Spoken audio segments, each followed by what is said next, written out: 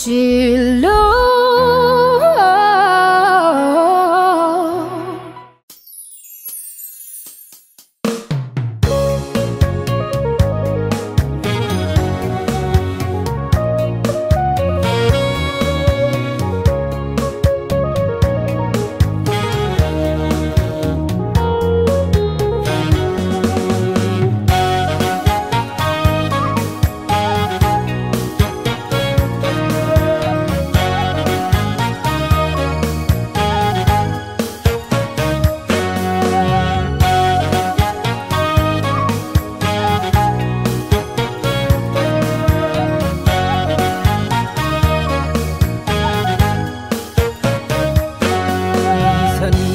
Bohajiru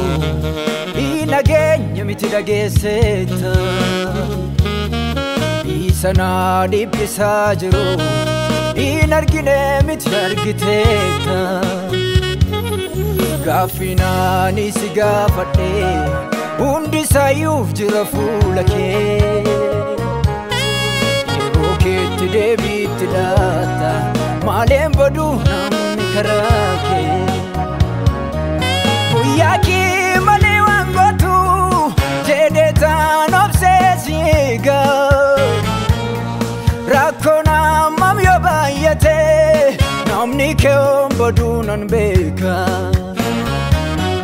yeroki male sanuftu jedetan obsesiga rakona mam yobayate namni ke ombodunan beka Namni ke ombodunan beka Namni ke ombodunan beka Namni ke ombodunan beka Namni ke ombodunan beka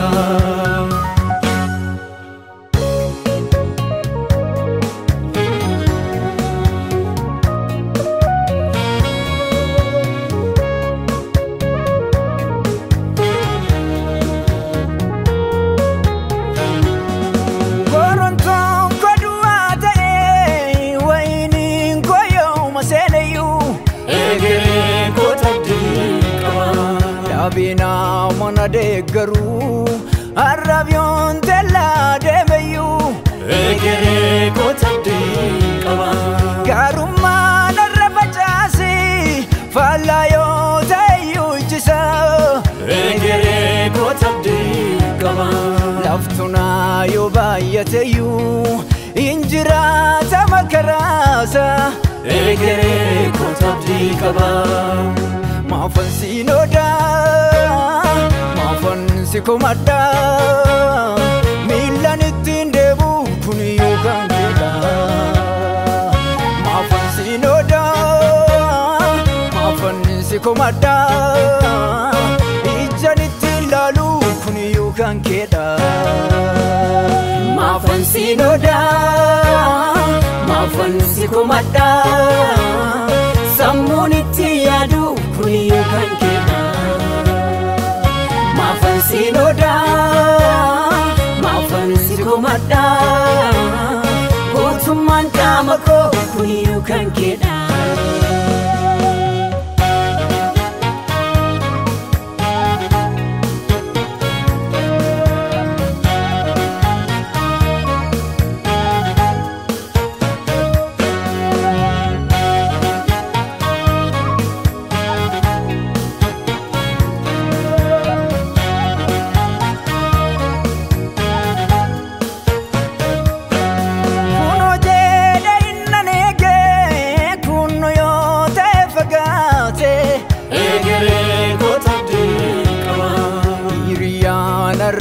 Dadu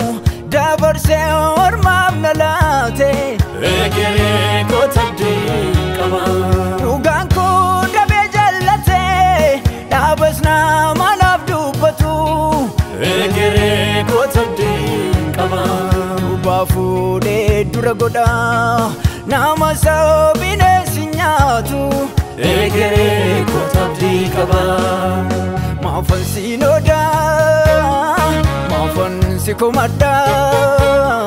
milanitin debu kuniyu kangela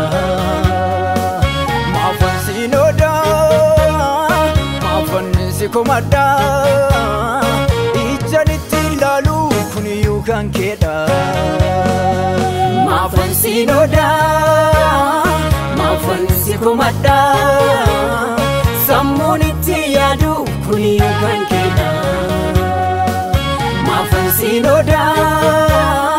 maafan si komadha guutummaan qaama koo kuniyyuu kan keedha maafan siinoodha maafan si komadha sammuun itti yaadu kuniyyuu kan keedha maafan siinoodha maafan si komadha